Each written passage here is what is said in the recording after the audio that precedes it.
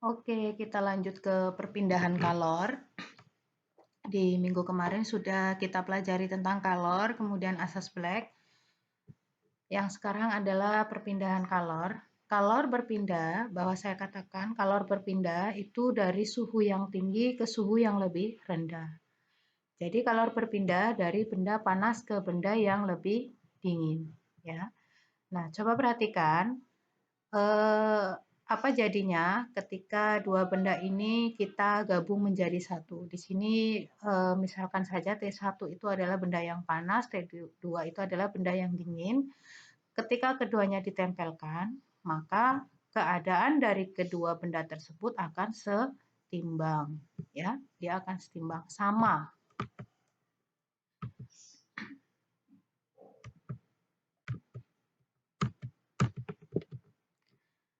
Kemudian coba perhatikan di sini ada cuaca yang panas, ya. Cuaca yang panas, bagaimana kita merasakan panas itu? Berarti kan kita harus berada di situ, ya kan? Kemudian yang kedua di sini ada proses memasak air, ya. Proses memasak air ada kompor, kemudian di sini ada panci, kemudian di sini ada partikel-partikel yang ada di dalam panci.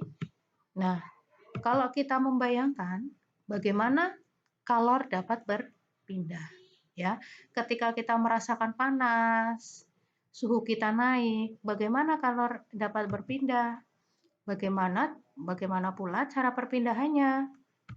Nah, mari kita pelajari di materi perpindahan kalor. Perpindahan kalor itu ada 3 cara. Yang pertama ada konduksi atau secara konduksi, kemudian yang kedua secara konveksi, yang ketiga secara radiasi. Yang pertama dulu konduksi. Konduksi itu adalah hantaran, ya. Perpindahan kalor secara konduksi. Secara konduksi ini adalah hantaran kalor yang tidak disertai dengan perpindahan partikel perantaranya. Jadi kita merasakan kalor itu berpindah tetapi tanpa perpindahan partikel. Contohnya ketika kita mengaduk air panas menggunakan sendok, ya, kita merasakan panas, tangan kita merasakan panas ketika kita memegang sendok, tapi tanpa kita memegang air tersebut, kita sudah merasakan panas. Atau contoh lainnya ketika kita menggoreng tempe gitu ya. Kita ketika kita memegang coretnya, tangan kita bisa merasakan panas, tetapi tanpa kita memegang minyak pun tangan kita akan terasa panas. Nah, itu yang dimaksud dengan perpindahan kalor secara konduksi. Perpindahan kalor secara konduksi itu diibaratkan seperti ini ya. Ini ada luas penampang, ada T1, ada T2. Nah, ini kalornya. Ini adalah misalnya ini tangan kita, di sini ada api. Nah, kita menggunakan alat bantu misalnya besi, ya. Kita masukkan ke sini, di sini ada luas penampang di sini. Nah, di sini ini kita merasakan panas tanpa memegang benda tersebut. Laju energi kalor yang berpindah secara konduksi sebesar H sama dengan Q per T, atau Q-nya kita jabarkan K dikali A dikali delta T per D. Ya, ini rumus umum untuk mencari konduksi. H-nya adalah laju aliran kalor, Q-nya adalah kalor yang dipindahkan, T-nya adalah waktu, K-nya adalah konduktivitas termal, A-nya adalah luas penampang melintang, delta T-nya perubahan suhu, D-nya adalah tebal penghantar. Coba harus diperhatikan, pada konduksi yang harus kalian tekankan adalah nilai dari konduktivitas termal zat.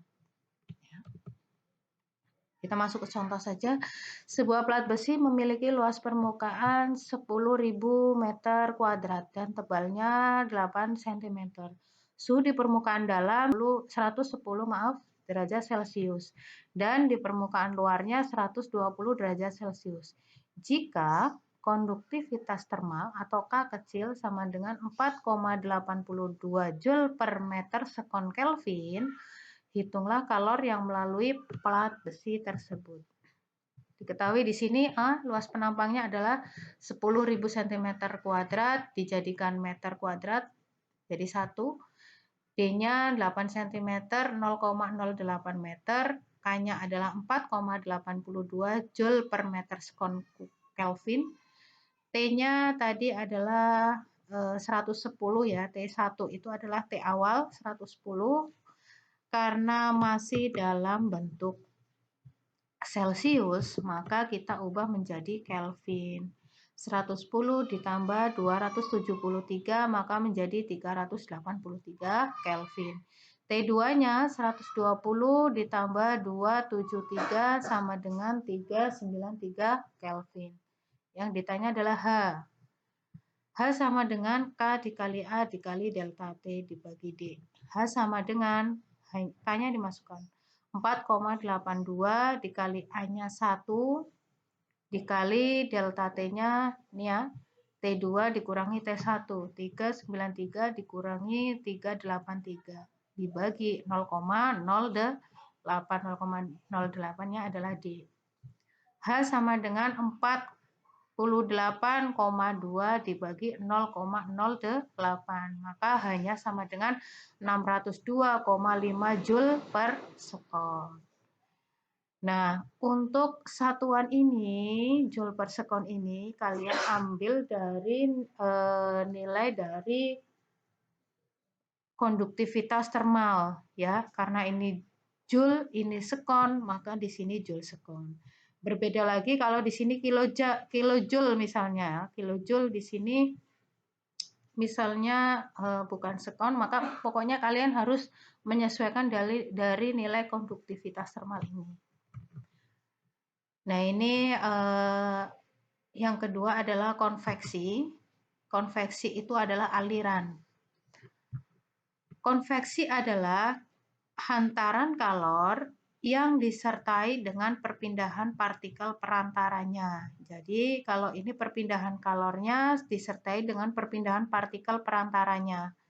Ya, contohnya air mendidih. Air mendidih itu kan perpindahan kalornya disertai dengan perpindahan partikelnya. Ya, air yang semula di atas dingin, kemudian dia berpindah ke bawah, ke atas dia muter. Nah, ini yang namanya konveksi. Laju energi yang dipindahkan secara konveksi sebesar H sama dengan Q per T sama dengan H dikali A dikali delta T. Nah, pada konveksi yang harus kalian perhatikan adalah nilai dari koefisien konveksi, nilai dari H kecil. Ya. Kita lanjut. Suhu sebuah ruangan 25 derajat Celcius, sedangkan suhu permukaan jendela kaca 15 derajat Celcius. Jika luas permukaan jendela kaca ruangan tersebut 0,6 meter kuadrat dan koefisien konveksi 7,5 kali 10 pangkat min 5 kalori per sekon centimeter kuadrat derajat Celcius, hitunglah laju kalor yang dilepaskan badan melalui konveksi. Diketahui A sama dengan 0,6 meter kuadrat karena, coba diperhatikan, karena yang ditekankan adalah nilai H. H ini udah paten. Di sini kalori sekon centimeter kuadrat derajat Celcius. Berarti satuannya harus diubah ke derajat Celcius semua dan centimeter kuadrat. Karena di sini masih meter, maka harus diubah menjadi centimeter. Menjadi 6.000. T1-nya 25 derajat Celcius. Ini sudah dalam bentuk Celcius, maka tidak perlu diubah. T2-nya juga sama. H sama dengan Q per T. H sama dengan H kali A kali delta T. H sama dengan 7,5 kali 10 pangkat min 5 dikali 6.000. Kemudian 25 dikurangi 15. Ya, H sama dengan 4,5 kalori per sekon. Karena di sini kalori per sekon. Ya, maka di sini kalori per sekon. Kemudian yang ketiga adalah radiasi atau pancaran. Perpindahan kalor secara radiasi, contohnya kita berjemur,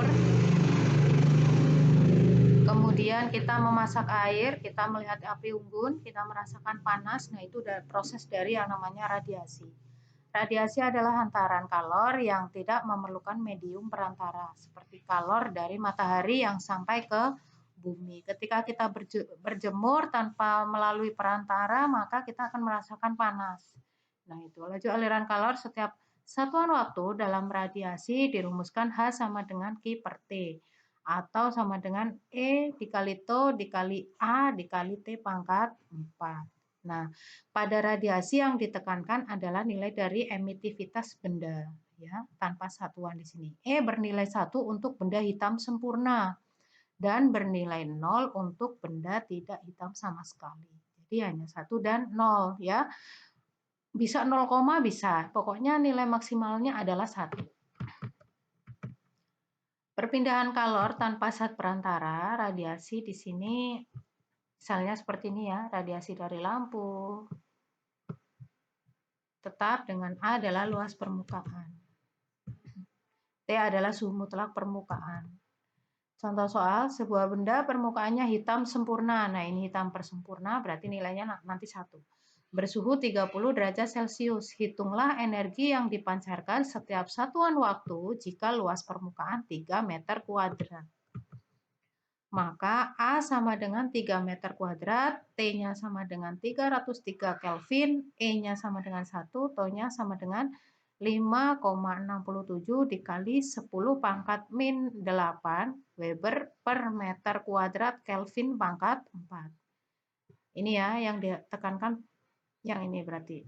P sama dengan E dikali TO dikali A dikali T pangkat 4. Maka menghasilkan nilai 1,567 kali 10 pangkat min 8 dikali 3 dikali 303 pangkat 4. Maka menghasilkan nilai 1433,75 Joule per sekon. Untuk radiasi. Nah, ini latihan soal. Silakan jika memang belum jelas bisa ditanyakan lewat grup. Bisa ditanyakan lewat grup ataupun di kolom komentar. Jangan lupa absen melalui kolom komentar dengan format nama, kelas, kemudian resum materi minimal 3 baris dengan materi yang sudah saya sampaikan. Sekian dulu, terima kasih. Assalamualaikum warahmatullahi wabarakatuh.